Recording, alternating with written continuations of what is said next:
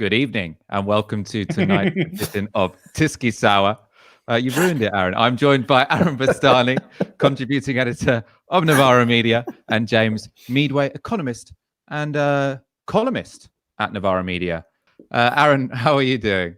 I'm good. No, I'm good. We just we were digressing previously. We're all okay. We've got today. I mean, what's interesting is we do these shows. We're doing 5 shows a week now. What's interesting is the Monday show is packed with news because obviously you've got the whole weekend to go over. We had a great show on Monday. Interesting, not great. Obviously, most of it's bad news. An interesting show on Monday. Tuesday is a little bit less interesting, but today was a huge day. Some massive stories. Yes, I mean, the first big story today was the number of people who died. So it was announced today that 563 people have died in the previous 24 hours from coronavirus. That's a conservative figure as it doesn't include people who died outside of hospital. That gets updated on a weekly basis by the ONS. But it does show the scale of the tragedy going on right now. We send our solidarity, of course, to the friends and families of those who have been lost. With regard to assessing the government's culpability for the deaths you'll see today or the next day or whatever, it's important to keep in mind the time lag that comes between someone being infected with COVID-19 and someone dying of it. And according to estimates in the Lancet, that average period is 23 days. So I do think it's a useful and politically important process to look at the dates where these people were most likely infected. And in this case, it's on the 9th of March. I want to get up a tweet from that day. So this is from Tom Newton-Dunn, Chief Scientific Advisor, contradicts WHO to say no need to avoid pubs or churches unless you've got coronavirus, of course, but we may advise the elderly to do this later. So this shows, how far the government have been behind on all of this. The fact that at that period in time, it wasn't a surprise what we had coming up ahead of us. The WHO was saying people shouldn't be assembling in crowds, people should be testing. But the government thought they knew better. They had a herd immunity strategy. The idea was that young, fit people would get coronavirus, and it would be, they'd be insulated from the elderly.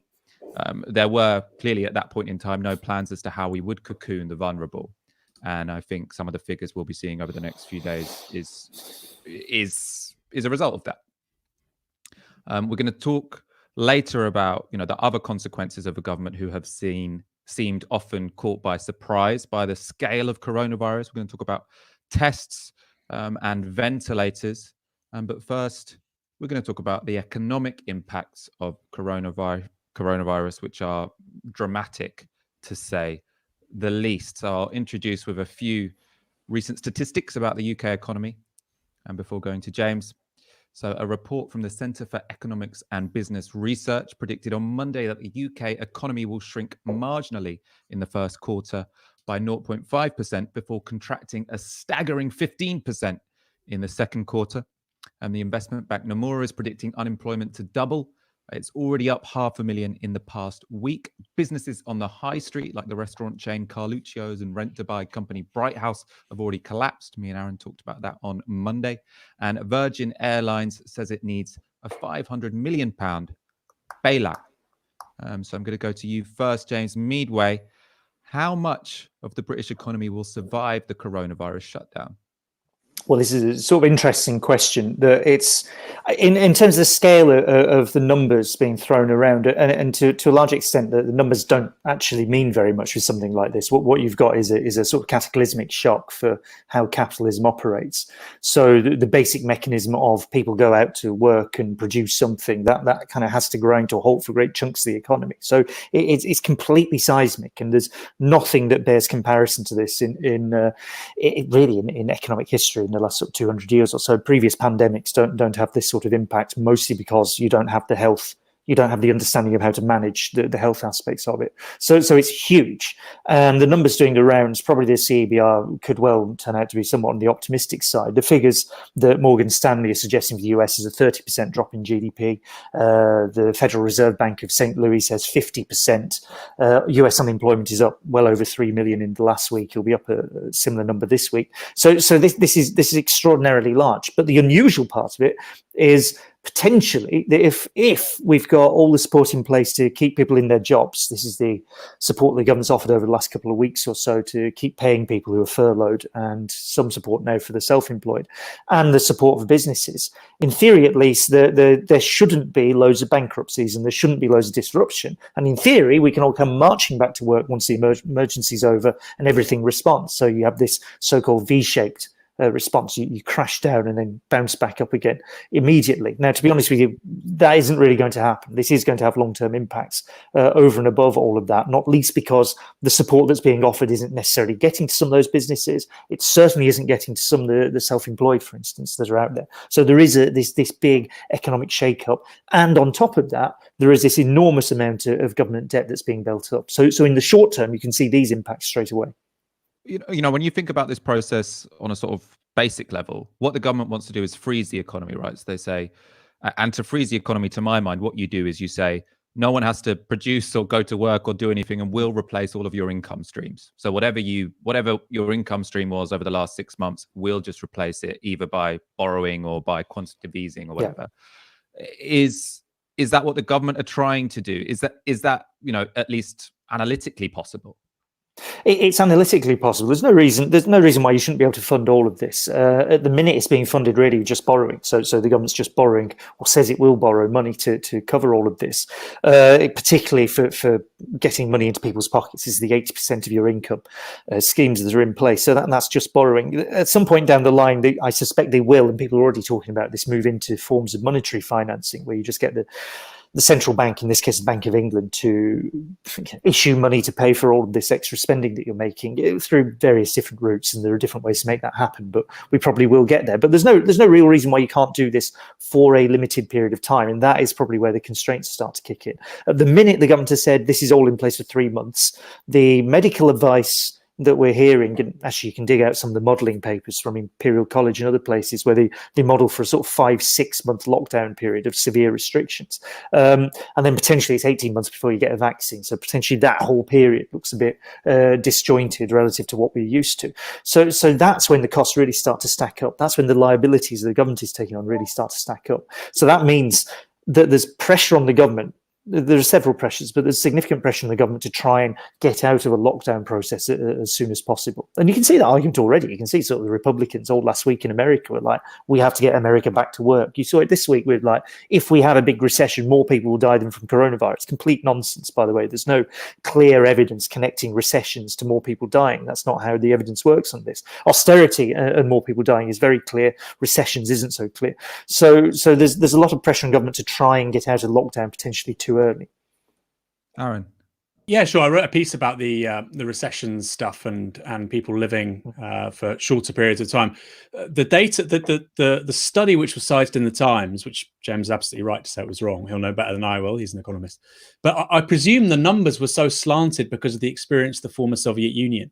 Yeah. Because that was the sort of data set he had.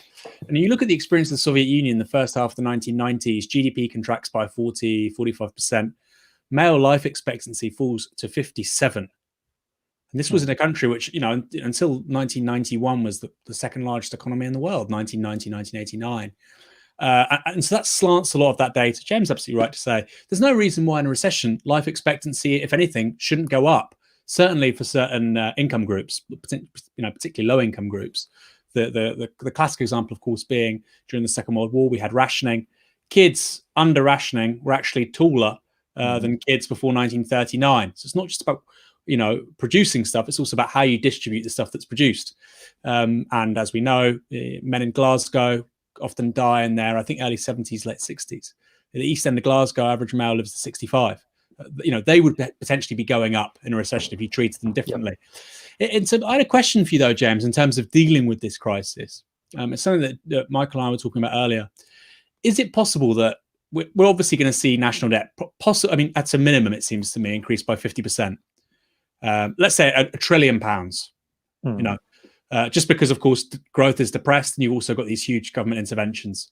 It could be a bit less, it could be a lot more, but let's just say 40-50%. Would one strategy just be to inflate that away? Or is that completely out of the question now? there are, God, I mean, there are probably, I mean, look, there's sort of 3, maybe 4 ways to deal with a debt increase like this. One is to say that you could, and there are already people arguing to make this happen. One is that, okay, we have a really big debt, so we need really loads and loads of austerity. We need massive cuts to try and repay this as quickly as possible. And there are voices out there arguing for that. Quite strikingly, Paul Johnson from the Institute of Fiscal Studies in the Times this week was saying that there is no plausible way to do this because the debt's so big, so that's probably not going to happen.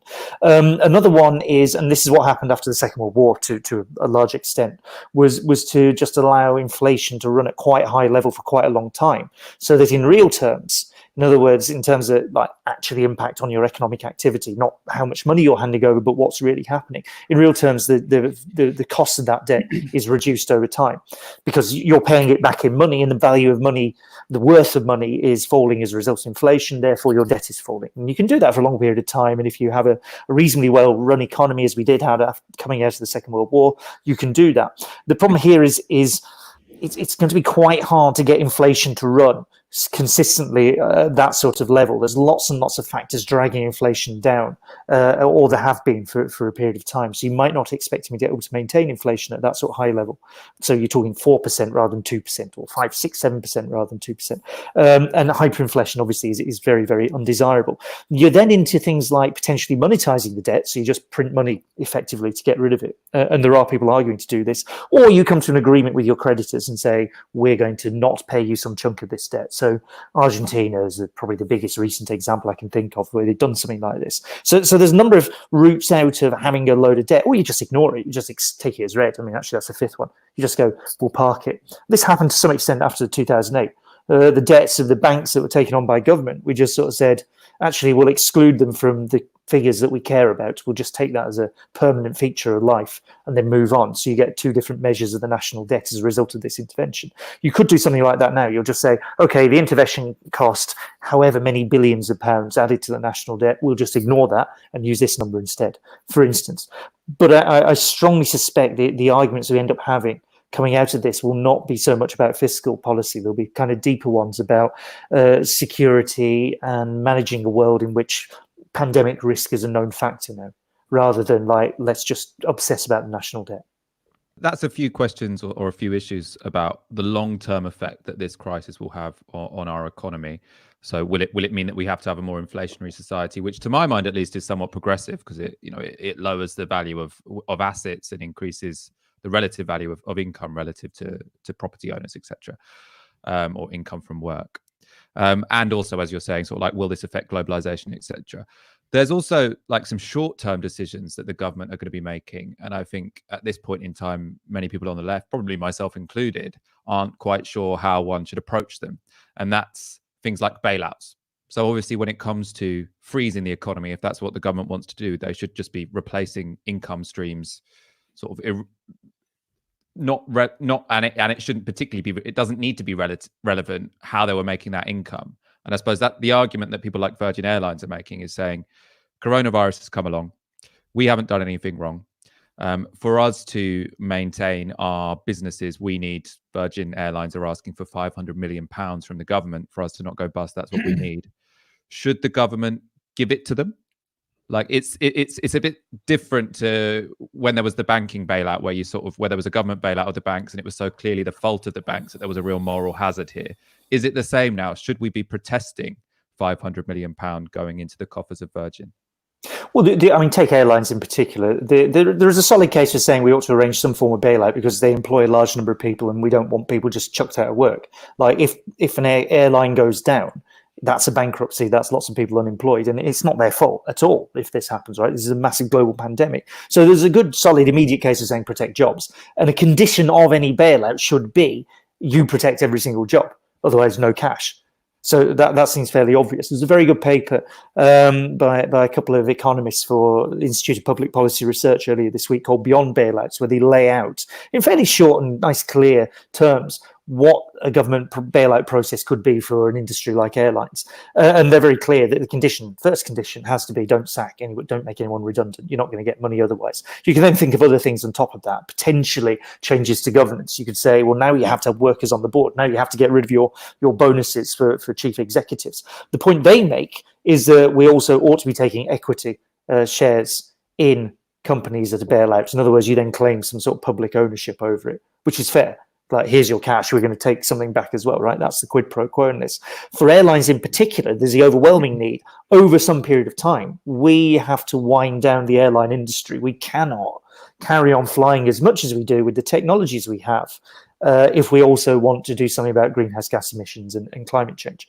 This is not a thing that can happen. There is no sort of plausible version of the future where we carry on just expanding air travel and we also hit our greenhouse gas targets. So you have to wind it down. And if you're going to wind it down, it is better to do that in a controlled, managed way where you talk to the workforce, you talk to the industry, you plan for this, and you use the opportunity of the bailouts to do that because you've now also taken the equity stakes, you have a real control over it, then you do deliver it through this rather than just allowing the industry to collapse. And that seems a much better, more managed process that we have to put in train. And you can think about other industries where you might have to do something similar. Presumably there's no hope in hell that the Conservative government are going to use this opportunity to part nationalise Virgin Airlines or I think it's quite likely. I think it's quite likely. I think it's quite likely they'll do. Yeah, I think it's quite likely they'll do something like that. I think it's not. We're really not in Kansas anymore in this sort of stuff, right? In the last week, we've had a Conservative chancellor, someone who is not notably from a kind of. Did you see Robert Halfon's piece talking about social democratic Conservative states that we now have? The MP, where is it? He's just north of London. Harlow, writing about this. We have the Conservative Chancellor just in the last couple of weeks making these interventions in the economy on a scale that's unheard of outside of wartime to deal with this. So we're way outside of conventional frame of what economics and what economic policy does and who's going to implement it. And it's perfectly reasonable to say that if the government's going to bail something out, they should take also equity stakes. I mean, this did happen with the banks. There is a precedent for this. The problem with the banking bailout, think of RBS, for example, is the big example. The problem with the banking bailout is we took these stakes, we part nationalised the banks, and then did nothing whatsoever to change really how they were working. They were still run as basic commercial operations. UK Financial Investments was set up. It was a group of civil servants, mostly from the Treasury, a couple of Bank of England people, and former senior bankers to oversee the nationalised industries. And they just ran it as a commercial operation. They didn't really change anything. And you ended up with RBS being one of the worst behaved banks out there in the period after the crisis. If you think of the Global Restructuring Group, where they were just rinsing small business owners to take their assets and to try and whack up their profits, right? So they could be in a position to sell the thing off. There was no public control over this public owned, no meaningful public control over this publicly owned asset. So I think it's quite likely the government will be considering things like equity stakes in airlines. And that poses the demand, and that poses the question of what you then do if you have a 30% share or a 10% share or whatever it is. There's a serious issue about how you start to manage some of these things. And how do you think, actually, I want to go to a video first before I go to the next question, because the government have announced a lot of schemes where small businesses and large businesses can get credit. Supposedly, or the idea is that they can get loans on sort of advantageous rates to tide them over this period. There's been some concern that some of that money isn't getting through. And today, Alok Sharma, who's the business secretary, spoke at the government press conference and did, I suppose, it was almost subtle banker bashing. So we're going to take a look at that and then get your thoughts. And it would be completely unacceptable if any banks were unfairly refusing funds to good businesses in financial difficulty. Just as the taxpayer stepped in to help the banks back in 2008, we will work with the banks to do everything they can to repay that favour and support the businesses and people of the United Kingdom in their time of need.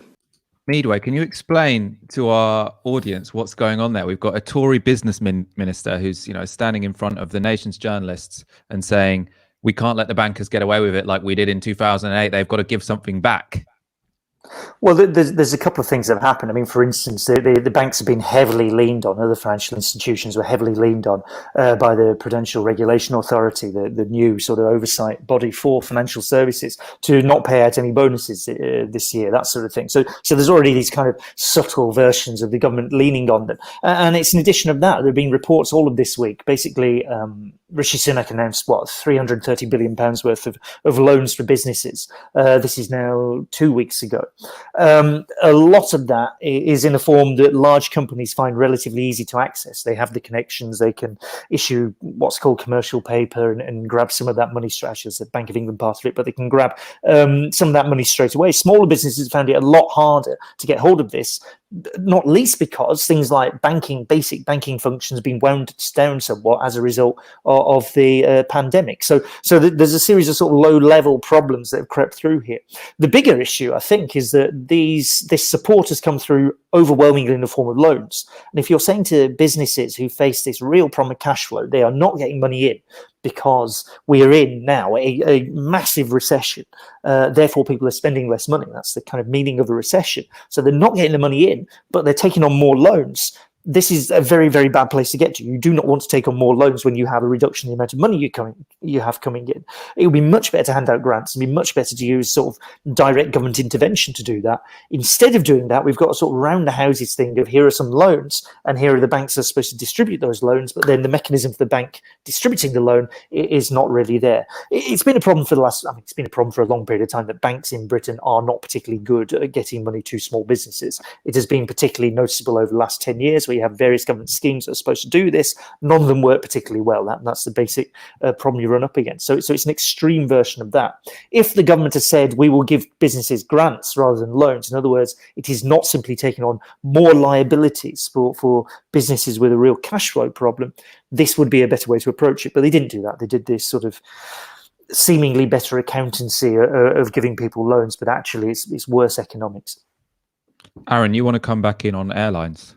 Yeah, I was talking about airlines and I think the banks briefly. I was going to ask James, really, does he think it'd be wise to say have a nationally owned, just outright nationally owned, forget even a share of equity, plane operator? I mean, Michael said, it's unthinkable, but British Airways was state owned until 1987. You know, when Thatcher came in 79, the only thing actually she was explicitly talking about privatizing was British Airways. It was kind of seen as something which wasn't too much of a political kind of totem. You know, you talk about steel or you talk about utilities or railways, people would get angry. But British Airways, well, okay, fine. So I was going to ask a question in regard to that, because it seems to me with climate change, we probably want to ration people flying. I think people should be able to fly once a year. After that, there should either be a massive escalator tax or somewhere administering that. Clearly, that could be a major revenue raiser. So I was going to ask that. But then secondly, before we go back to James, perhaps, the point about banks is really important.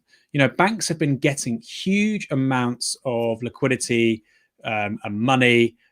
They've had underwriting of liabilities by the taxpayer since 2007, 2008. Northern Rock 2007, and like James says, that hasn't fed through to looser credit with businesses, and also, by the way, with the mortgage market. You know, the mortgage market has never been as generous as it was before 2007. You probably want that because there were lots of bad mortgage loans, but with businesses, there's been a real struggle all the way through. That's not really stopped. And so I really wonder, this could be a major, major problem and actually a potential point of conflict between the private banks and a Tory government, because even in the sort of good times, 2012, 2013, 2014, there were complaints coming from small business about a lack of credit from banks, even when they could demonstrate they were growing market opportunities, etc. That was before Brexit and that was before COVID-19.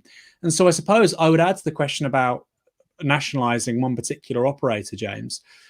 What kind of radical perspective could the left advance, given this has been a longer term problem and given it's likely to create a major conflict between what we would historically call the petty bourgeois and the Tory party?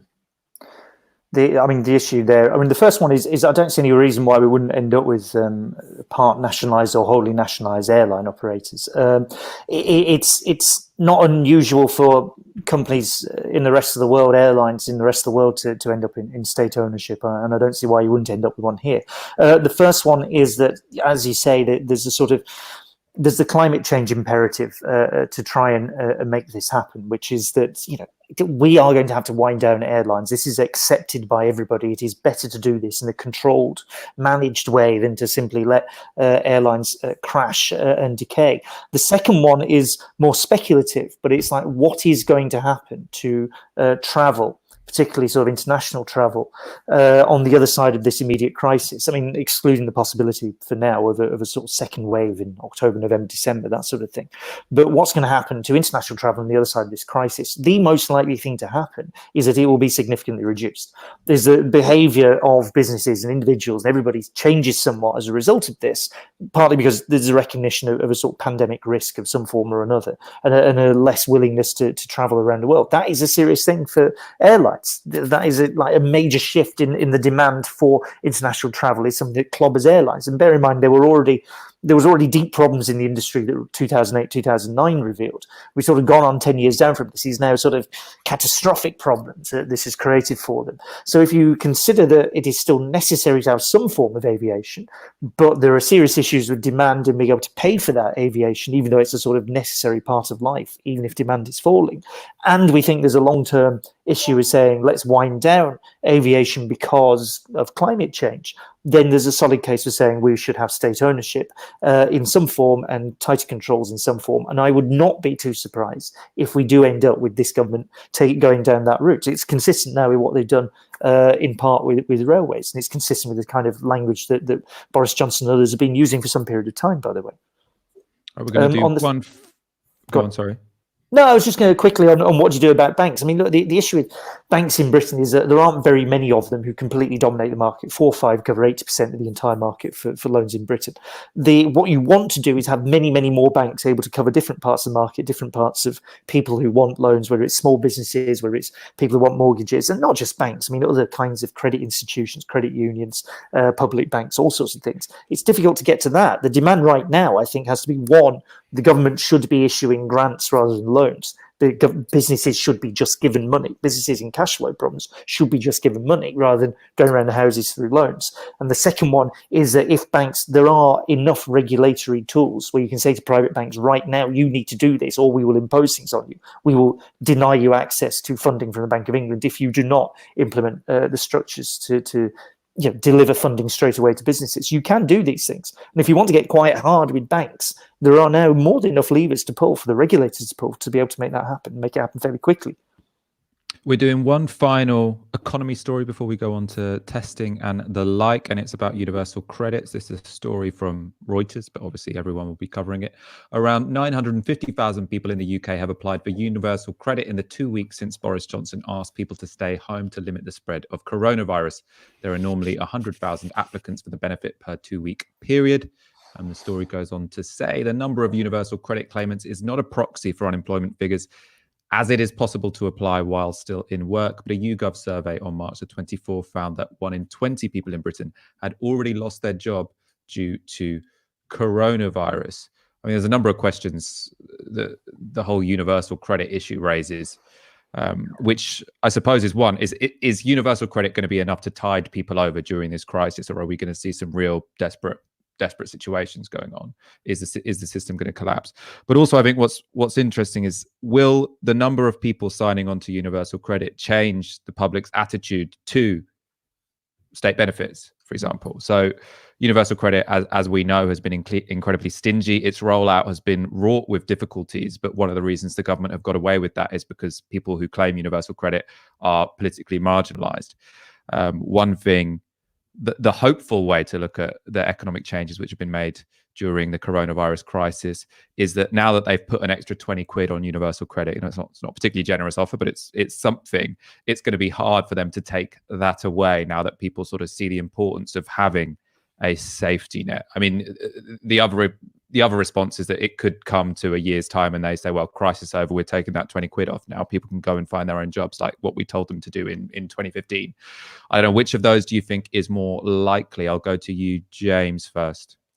Well, I mean, look, you're right. The universal credit system has never worked properly for a whole load of reasons. One of which is the attempts by George Osborne as Chancellor to take £15 billion out of the system whilst introducing a new system. So people have really suffered a very badly as a result of the implementation of universal credit for a long period of time. And now the figures are exceptional. It's an extraordinary thing to have 9 times the usual number turning up trying to access the thing. And that's with the 5-week waiting period and all the other inconsistencies and problems with the whole system that a very large number of people are now going to run into. It would be, there is this sort of wonky argument about, oh, well, you have to get funding out to people rapidly. Universal credit isn't very good at doing that. It is, you're not far off a situation where it would be genuinely quicker to get money to people if you just said, well, we actually do know where everyone's bank account is because they're in just these very few banks. We can get money to them like this, and here is a new system to do it, and we'll do it very rapidly, and we'll just do a flat rate payment rather than going around the houses on universal credit. But that's where we are at this point in time. Looking ahead, I think it does seem quite likely that attitudes will shift. I mean, one of the important ones is not just universal credit, but the kind of support being offered for people who are put onto furlough if you're employed. This 80% income support. It's considered really generous here. It's worth bearing in mind that if you go to like Northern Europe, this is not far off fairly standard practice if you're in employment and you lose your job, right? We are used to a very, very low rate of welfare payments and a very sort of miserly welfare state here. If you go elsewhere, you go to Germany or Scandinavia or something, you're already not too far off that level of support if you lose your job. So I think the other thing that will shift people's perceptions of what government can do and what it should be doing is also this 80% support, which is why the government's been very clear to say it's 3 months only, it's a crisis period. Now, we know there's going to be an argument about what to do about that afterwards, particularly in 3 months' time, when we potentially are still in a situation like this. But it's not just the universal credit, the fact that so many people now have access to it, and I think that will create a demand to make the system more generous, permanently, and also people will get a sense that this is something that's necessary. The flip side of that is also the support being offered to those who are employed, especially. Put those two together and you get quite a powerful potential political argument for a much more generous and more universal welfare system on the other side of all this. Aaron, I suppose quickly, do you buy that argument that the sort of Scandinavian emergency policies could end up being long-term policies by this government, or do you think that once the coronavirus crisis is over, they'll sort of say those were emergency measures? We always said they were emergency measures. Let's now go back to normal, especially as at that point in time, presumably government debt is going to be massive. Well, first of all, there's no going back to normal, as we've basically sort of talked about for the last half an hour, 20 minutes. Secondly, I suspect they'll be longer than 3 months. How much longer, I don't know, because this is going to be, even if we have a moderate return to quote unquote normal, that's 3 to 6 months. And even after that, you're going to have, a prolonged downturn in the economy. I think that the whole of this year is basically a write-off for business as usual. So 3 months would only really take us through to the summer. I think the most important point is, to what extent is this going to affect Tory voters, right? The whole point of universal credit is that you're not meant to survive on it. It's a bit like the Victorian workhouse. It's meant to act as a disincentive. The whole point of the workhouse was it was so bad that you would take any other job instead. And that was the design. That's the blueprint of why this thing works the way it does. It's meant to be horrible. It's meant to be stressful. It's meant to make you feel mentally unwell. Now, for the government, for the Tories, that was fine, as long as it was only a small subset of the population that had to engage with it, tend not to vote. If they do, they'll generally vote for Labour. But what we're seeing now is large numbers of people using a system which is designed in such a malicious way, it was never meant to be inflicted onto large numbers of people who vote, let alone who vote Tory. So I think it's going to create a big problem for them. This is not meant to be a functional system for millions of people. It's meant to be a punishing system, a disciplinary system for a small fragment of the population. And there's a tension there. And how are the Tories going to try and resolve it?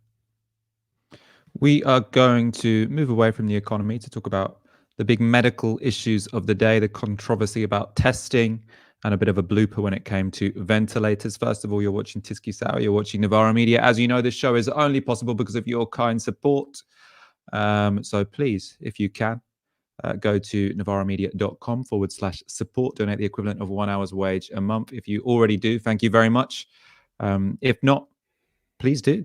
If you're having financial problems over this month, like many people, we completely understand you not choosing this month to subscribe, but we imagine that there are probably quite a lot of people who are also in this period of time making their usual income or something close to it, but not having that much to spend it on because the pubs aren't open and there's not much to do. So maybe give us a COVID-19 bonus.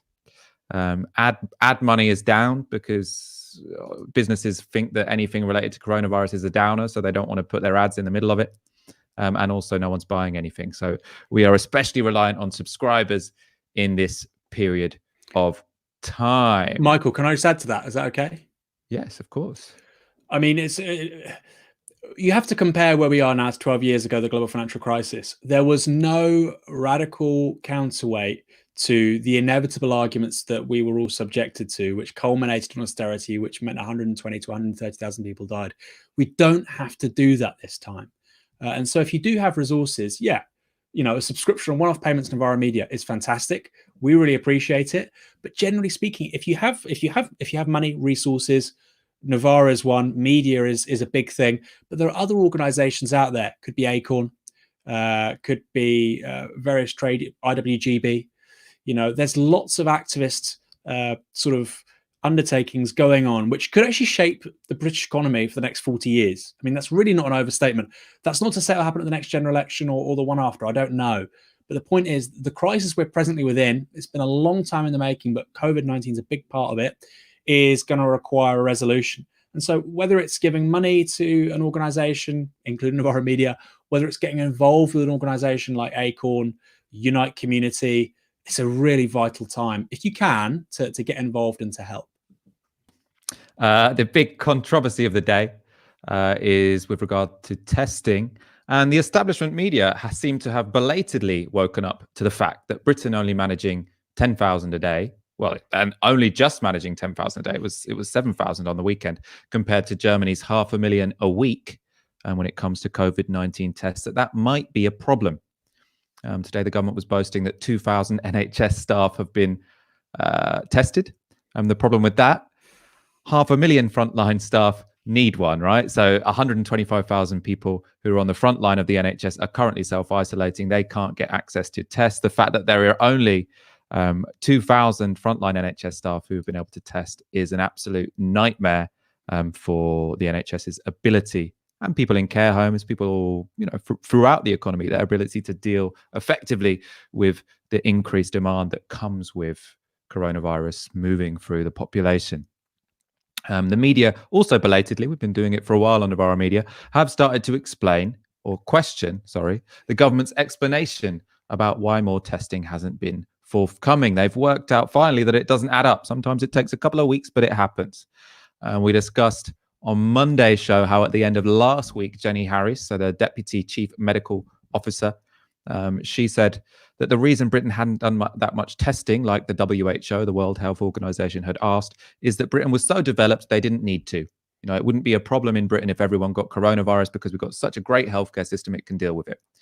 That argument collapsed. People were looking at Germany saying they're a developed country, they can do all of these tests, why can't you? Also, when you've got a government who is calling out for ventilators on Twitter, it doesn't seem plausible that they're so ready for a huge surge of coronavirus patients that they can get away with not working out who has it. So the political consensus is now Britain needs more tests. The question has become, why don't we have them?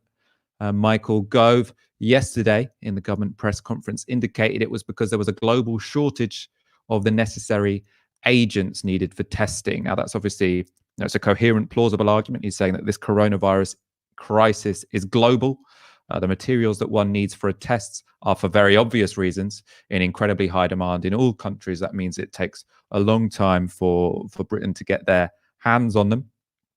A problem with that is, why are we so late to the game in trying to get them? And also, why isn't there the industrial capacity in this country to make them ourselves? Another problem with that is that Robert Peston afterwards tweeted out that he'd spoken to the Association of Chemical Producers, and they'd said, actually, we could have done this if they'd asked. So it's many questions. I want to go to a video of Tobias Elwood on Newsnight, who last night gave what I thought was quite an interesting explanation of why the government was unable to do as many testings or as many coronavirus tests as countries such as Germany. It's important when you make these comparisons of other countries to look at what's going on. Spain did a lot of testing, but they produced a test that did not work. They made huge mistakes because the equipment was faulty.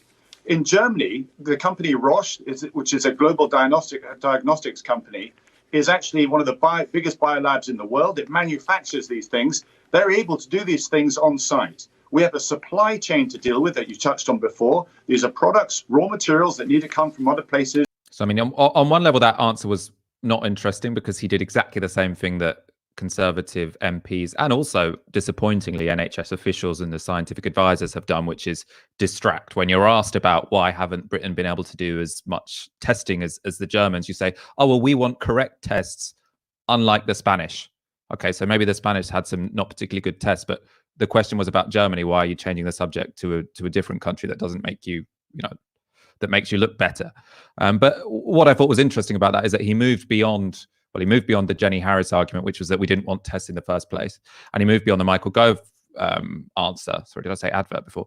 Answer, which was that there's a shortage in global supply chains, and said, actually, there's a problem with Britain's industrial base. We don't have the kind of manufacturers that can scale up testing in the same way that Germany does, which I do think raises long-term questions when it comes to what kind of economy we should build after this.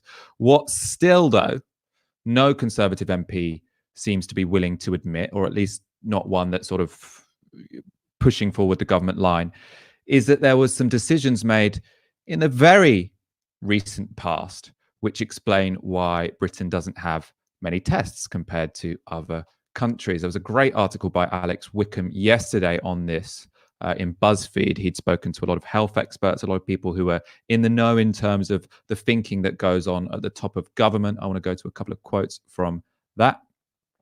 So he writes, according to a person who has spoken to Whitty and Valance, so that's the chief medical officer and the chief scientific advisor, they took the view that the UK should not attempt to suppress the outbreak entirely, but rather prioritise protecting the elderly and vulnerable and ensuring the NHS did not become overwhelmed while allowing the rest of the population to build up herd immunity. We've talked about that many times before on this show. That strategy meant that widespread testing of every coronavirus case was not a priority for the UK, the person said, since the government scientists were assuming that between 60% and 80% of the population would become infected. Finally, accordingly, no preparations were made to increase manufacturing or imports of testing kits, nor to expand the UK's laboratory capacity. Imports of testing kits are now extremely difficult as other nations seek more than ever to keep them for their own use. I mean, it was very interesting on Newsnight last night in a different part of that Tobias Elwood interview where, everyone, Emily Maitlis is, as I say, the establishment media have kind of woken up to the fact that, the reason we're not doing testing is because the government's original plan was herd immunity, which meant that we'd all get it anyway. So there's no point in testing. Then they did a U-turn, which they pretended was not a U-turn. And a large section of the mainstream media, Laura Kuenssberg, Beth Rigby, etc., bought into this idea that it wasn't a U-turn, it was just a phase strategy and we were in the next phase. So now we've got this weird situation when you watch the TV where everyone sort of realized the problem was that they had a strategy which said testing didn't matter. And now they've realized testing matters. Massive fuck up. And, no one's willing to call a spade a spade. On March 12th, and nobody's talking about this, March 12th, we had the withdrawal of testing for people who were exhibiting weak symptoms of COVID-19. This makes absolutely no sense because, of course, they could have been giving it on to other people. And you could have sort of done contact tracing, finding other people that they've been in contact with and testing them, etc. They did the worst possible thing at the worst possible time. So today in that press conference, Alex Sharma says our number one priority is testing as many people as possible. You withdrew tests from people 2 weeks ago. 2 weeks ago. And so you're absolutely right. The reason, and by the way, that happened within the same 24-hour window that leading government scientists openly talks about the herd immunity strategy. So it's not a radical inference to say that was related to that. They withdrew the testing because their strategy was herd immunity, and that wasn't just something which was given to Robert Peston by Dominic Cummings for him to tweet. That was said by senior government scientists on BBC Radio 4 and on Sky News and briefed to newspapers. I'm going to go to you in a moment, James, for your thoughts on this. First of all, I want to show one more video on this particular topic, which is an example of, I suppose, the government distraction techniques getting pretty wild. So this was at today's press conference when Alok Sharma, the business secretary, was asked why Britain is doing so few tests compared to countries like Germany. We are working with industry, we're working with the scientific community to make sure that we have maximum possible supplies. But I just go back to the point that Jenny Harries, the Deputy Chief Medical Officer, made some days ago when she said we're looking to create a lab-based testing on a scale which is comparable to building a medical equivalent of a car factory. So we are trying to do something at huge scale very fast. I mean, that was just a ridiculous answer. You can watch the whole press conference, in fact, because all of the journalists were asking about testing. And to answer every question, everyone on the platform was just, saying completely random, arbitrary things that had nothing to do with what they were being asked. The journalists, unfortunately, aren't allowed to answer follow-up questions, so it's difficult to pin them down. I think they should all gang up. And so when Beth Rigby asks a question, she's Sky political editor, she should say, well, Laura Kuenssberg asked this. Why didn't you answer that particular part of the question? That would be, that would make it difficult for them. But in any case, what was Alok Sharma saying there? They were asked, why aren't you doing as many tests as Germany? What's the problem here? Can you explain what's going on? And he said, we want to make a giant car factory, but instead of making cars, it's going to do tests. It's like, well, that's fine, cool. We'd all love to see a giant car, something as big as a car factory that's doing tests. But the question was, why aren't we doing more than 10,000 tests a day? Not in your wildest imaginary dreams do you see as a potential route to doing them. Aaron, were you about to say something there? Well, no, we'll go to James. I mean, but you said I don't even think we are at 10,000 tests a day. I mean, they said 10,000. It's actually less. I think today we are. So on the weekend, Michael Gove and Matt Hancock said we'd reached 10,000. It turned out we were actually on 7,000, but had the capacity for 10,000. I think today is the first day potentially where we're actually on 10,000. Right. And Boris Johnson only a couple of weeks ago said we'd have 750,000 tests. He said 250,000 a day in the near future. Anyway, Meadway, what do you think about all of this? I mean, I know you think a lot about what should be the industrial makeup of the UK. What does it say about Britain that we have found ourselves in this situation where we are in such a weak position to work out who in this country has coronavirus because we can't produce enough tests? Well, it's a twin failure. The big one is the lack of manufacturing capacity. Although, I mean, you shouldn't overstate this. It's like you can switch things around relatively quickly with this, and the fact it hasn't been done rather quicker. Not so much in testing actually, but also on the sort of ventilator side. I think questions have to be asked there about how this delay was allowed to happen.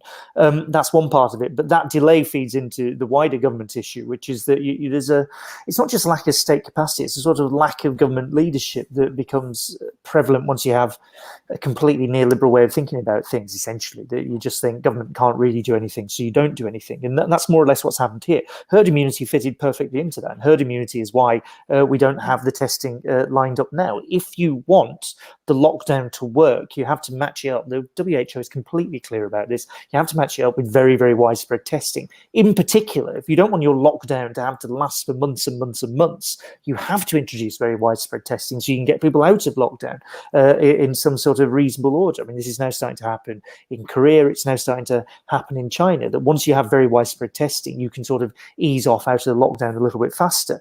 The danger for Britain is that we're not doing the testing, but the pressure to get out of lockdown will still be there from various different sources. So we'll accelerate out of lockdown too rapidly, not have the testing in place. So you can't test and trace where people are. You can't actually get a lid on the virus at all, and you'll end up in a very much worse situation. I mean, if you're just looking at the economics of this look like those countries that did not have the state capacity to intervene rapidly against the pandemic early on are going to be the ones that suffer over the longer term. You'd expect Britain to take a serious economic hit over the longer term out of this. That's leaving aside the sort of human cost of failing to manage a virus properly, which is now what's happening. This is exactly as Michael said earlier, the acceleration in fatalities now, the acceleration in number of people dying, which is now ahead of Italy. If you take a similar point in its sort of outbreak over the last month or so, that is a direct result of government failures taken over the last sort of month, maybe 2 months. So there's an immediate cost of this, immediate and terrible cost, and there is a sort of longer term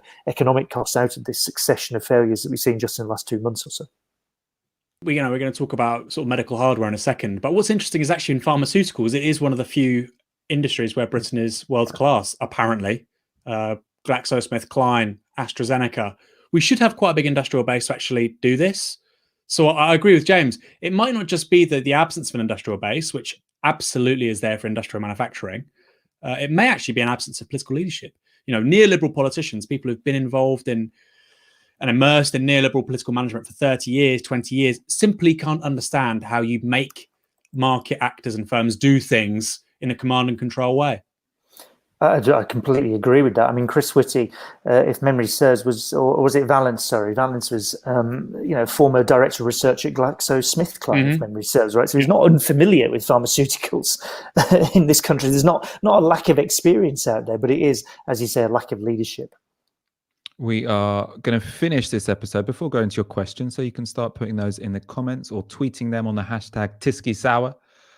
We'll go to those after we talk about ventilators, another key challenge that the government has faced, and that has sort of shown it to be fairly poorly prepared for the oncoming crisis, or it's already hit us, I suppose, is the lack of ventilators in this country. And there was a clip of BBC News today, which we're going to go to. The government had done a press release about ventilators which had come online. And the host of BBC News was not particularly impressed. The first batch of new ventilators, which are being produced by a consortium of companies, will come out this weekend. It will include, we are told, about 30 devices. We have been double checking this, but it does seem to say 30. Of course, you will be aware that the number that has been talked about by health officials for the last couple of weeks is that they would like, I'm pretty sure I'm right in saying they would like 30,000. Now, that was quite a severe burn from that BBC News reader. It was a government press release from Downing Street that's, celebrating the fact that there are going to be 30 new ventilators coming online this weekend. Obviously, when we all know that the kind of quantity we're looking at, the kind of quantity we need is about 30,000. Britain started in this crisis with about 5,000. I think they might have doubled that by now by sort of finding or converting them and getting them from different parts of the system so they can sort of concentrate them to treat people with COVID-19. The newsreader's not impressed. I mean, in a way, this was one of those situations where I thought maybe she had missed the significance of the story, because whilst 30 ventilators is nothing, in a way it is kind of impressive that this is, created by companies that haven't created ventilators before. So obviously when the government realized they were completely fucked because they didn't have enough equipment to deal with the oncoming crisis, they called out for consortiums of different manufacturers, people who make cars, people who make planes, to come together and put forward a plan to make ventilators. And so the story here isn't so much that there's going to be 30 new ventilators. The story more is that one of these projects to make ventilators from scratch by a company that doesn't usually make them has come to fruition. But I suppose I'll go to you, James. Am I being far too generous to the government here? You're being too generous. I mean, fair play to the company for churning out ventilators when they hadn't before. But this was, we're back to the timetable of this. This was known about as a crisis. You can all sort of talk about China, trying to cover up for about a month or around about a month when the outbreak first became apparent, and this is the end of December into January, but really this was known about from about the 22nd of January onwards this year. The government has had that period of time to prepare. It was known how infectious the virus was. It was known how dangerous it was, particularly if you were older. All of these things were known. It was known that people with the severe form of it would require intensive care treatment with a ventilator. All of this was known for months and nothing was done. So to start to, you've seen over the last week, I think, attempts to say, well, China let us all down. It's them. What did it? They left us unprepared. That's absolute nonsense. The government had months to prepare properly for this. They did precisely nothing, as far as anyone can tell, to do that, other than telling us to wash our hands and sing happy birthday. If you'd wanted to step up ventilator production, you could have done that months, literally, before the deputy minister or whoever in the Department for Business was tweeting, hey, does anybody know how to make a ventilator? Get in touch with the government, please. I mean, 2 weeks ago, whenever it was. All of this could have been done. All of this could have been put in place. None of it was put in place. This is a catastrophic government failure.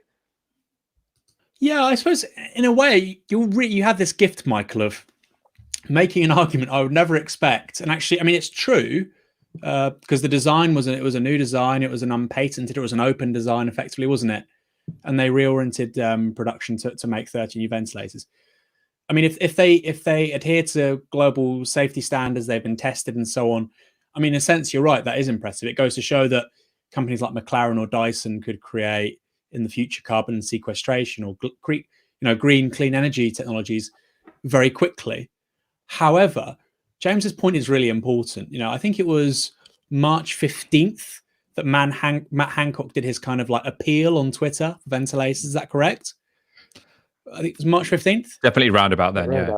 And you had various cabinet ministers doing that. And like James says, we knew about the need for a massive extension of healthcare infrastructure from late January. February 24th, I believe it was, the World Health Organization and health professionals in Wuhan explicitly said, we've been working around the clock.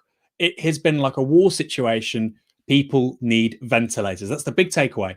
Personal protective equipment and ventilators. That was the end of February. And there's 3 weeks between that and Matt Hancock making this appeal. And people can watch this and they can say, oh, Aaron or Michael Walker or James Meadway, they're being really harsh. There are people who are paid very good amounts of money in this country, and their job is to foresee how to mitigate risks when it comes to things like pandemics. And yet, the best solution we have 3 weeks after WHO saying this is a cabinet minister tweeting appeals for help to build ventilators. So yes, on the one hand, it's kind of impressive. I'm not bashing the technology created by the companies here. On the other hand, it really does show the pathetic absence of an actual strategy here from government.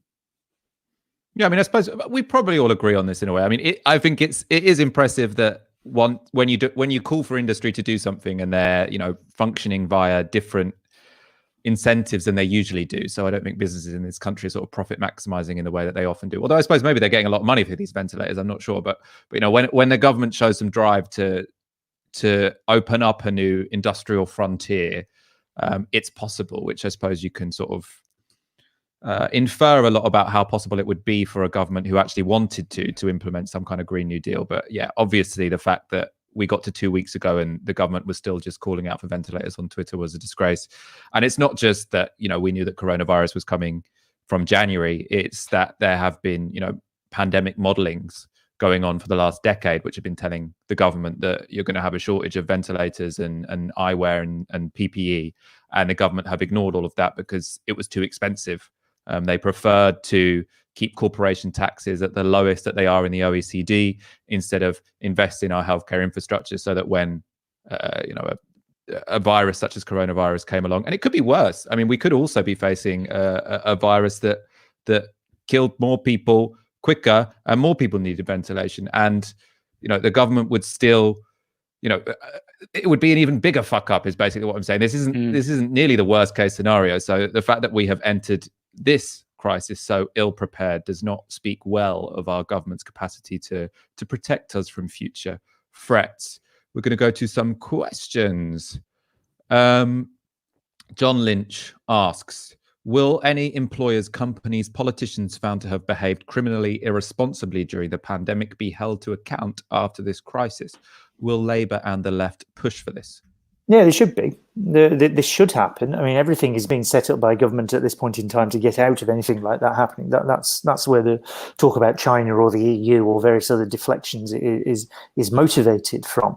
But there should be a proper inquiry, and there should be, if there's instances of actually criminal behaviour, then that should be something that's brought out and prosecuted. This should happen, and it ought to be something that we should make no bones about going back and chasing after. A guilty men needs to be written about what's taken place in the last two months or so. This is the famous pamphlet written under a pseudonym in 1940, pinning the blame on the appeasers in the government of Neville Chamberlain at the time for the mess that Britain got itself into at the start of the Second World War. This is a similar level of government catastrophe. This is an absolute failure of the most basic standards of government, which is to look after people. This is like elementary stuff.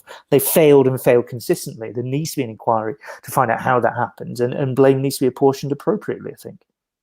I mean, you can see that, big businessmen and corporations and tax dodgers are a bit more nervous than they usually are by the fact that Mike Ashley, I think, published an apology after he tried to call for Sports Direct people to come to work, and then did some price gouging in terms of pull-up bars. Although I still think they are above. I don't know if he's actually yet reduced the prices of them.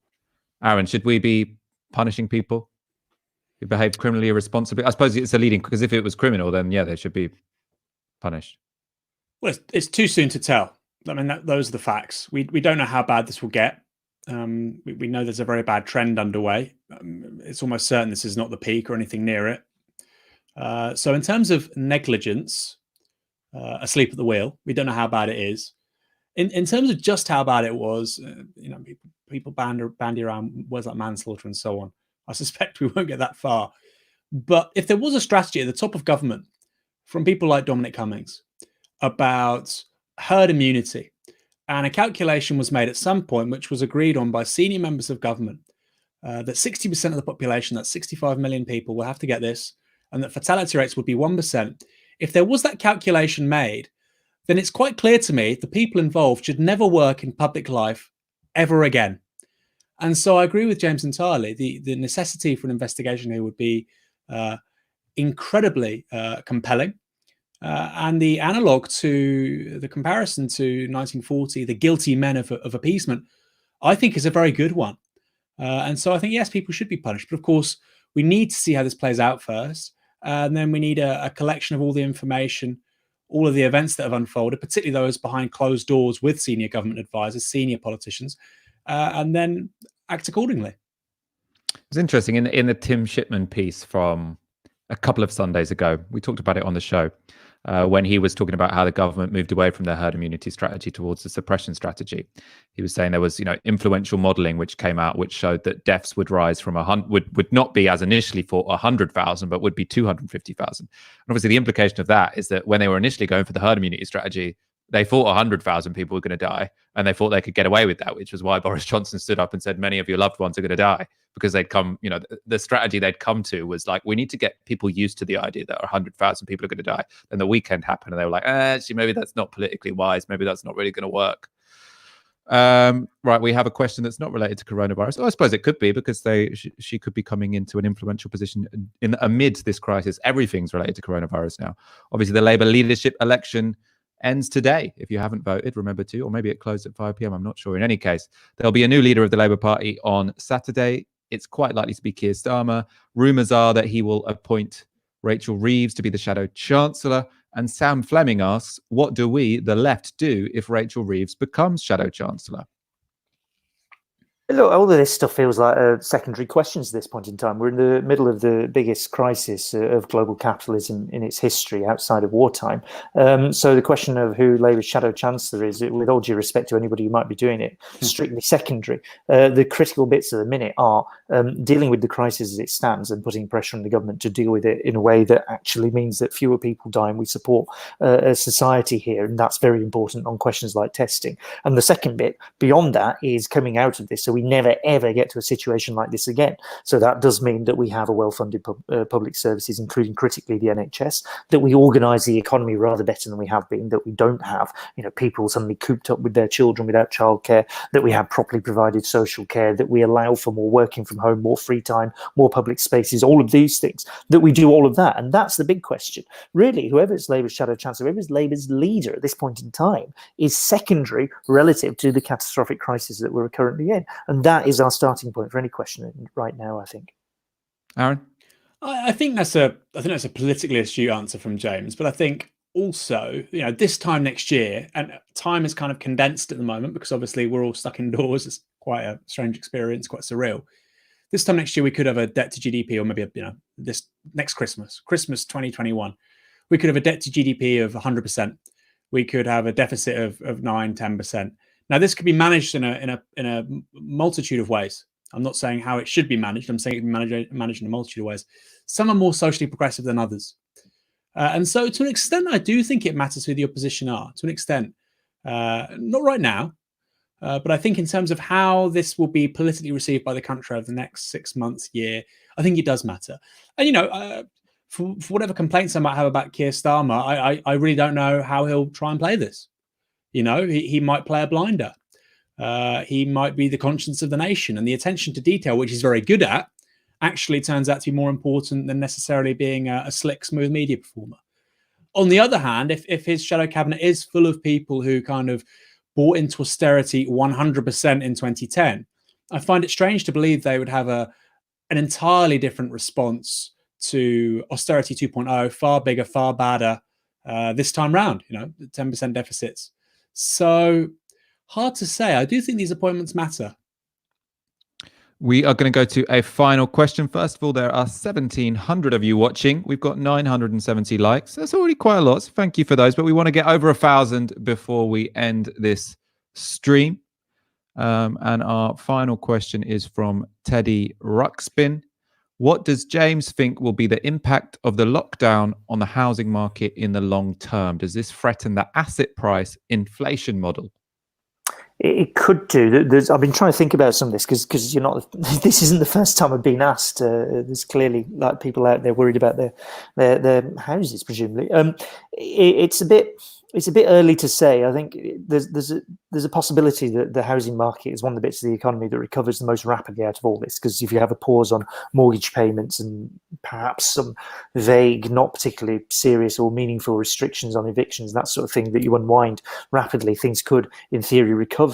I think the longer term bit and the potential here is to think about the balance of kind of assets versus labor over a very long period of time. And historically, at least, pandemics tend to lead to the balance of the economy shifting more in favor of labor than in favor of wealth. And so you might anticipate that the asset price inflation model that Teddy Ruxpin here is talking about starts to look a little bit battered or a little bit shifted as a result of that there is a shift in favor of labor in one form or another. And that's certainly a possibility out of this. That doesn't mean we all get suddenly a social democratic Shangri-La with loads of really strong trade unions. I mean, one option is that you have many more controls placed on labor to sort of deal with its potential strength. So you have much more monitoring at work, much more surveillance, much more intensive use of a sort of data economy to make that happen. But at least potentially the entire kind of shift towards capital assets that we've seen over the last 40 years or so in terms of where the returns are being produced, who does best out of the balance of economic activity, there is a case for saying this will start to shift back towards labor as a result of this crisis.